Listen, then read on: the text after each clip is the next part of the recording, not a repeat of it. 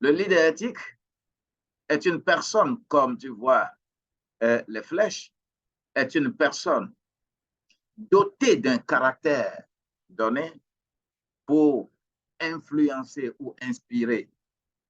Vous savez, le monde influence, mais les enfants de Dieu inspirent.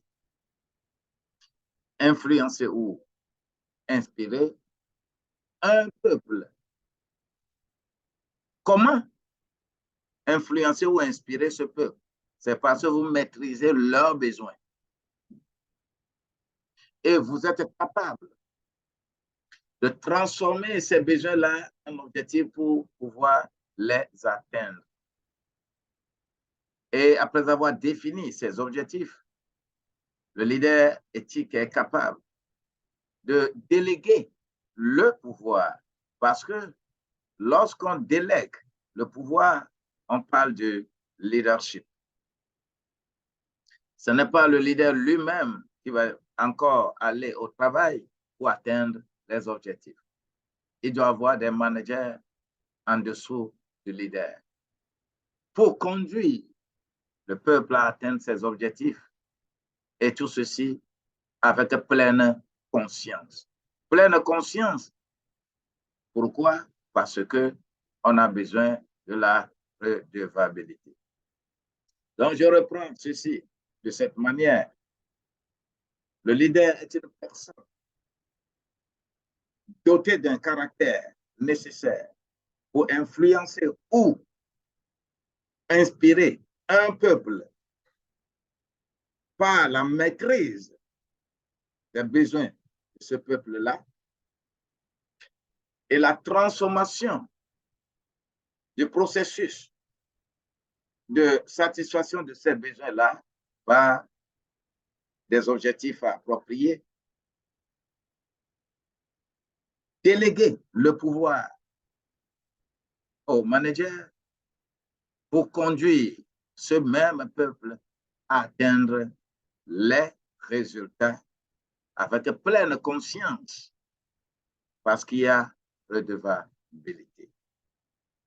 Cela m'amène à définir ce que c'est la pleine conscience. Encore, je mets un schéma là-bas. Et ce schéma, il y a 3 ronds. Esprit, âme et corps.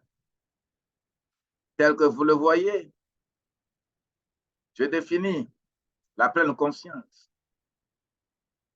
en quelques équations. Première équation, c'est corps plus âme qui donne âme vivante, tel que vous pouvez le constater ici. Âme vivante. La seconde équation, il s'agit de esprit plus âme. Et ça donne ce qu'on appelle esprit vivifiant. La troisième équation, corps plus esprit, c'est vide, parce qu'il n'y a aucune relation directe entre l'esprit et le corps. Et la quatrième équation, il s'agit de esprit plus âme plus corps égale pleine conscience. Ah, vous-même, vous allez formuler votre définition. Ce qui veut dire que ça fait 2 dimensions là. Une dimension spirituelle et une dimension charnelle. Et ceci ne concerne que l'homme, l'être humain que nous sommes. Alors, si après avoir défini tout ceci, je dois parler de la notion de peuple. C'est quoi alors un peuple?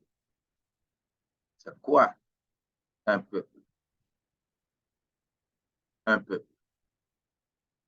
Le peuple, d'abord, nous allons également passer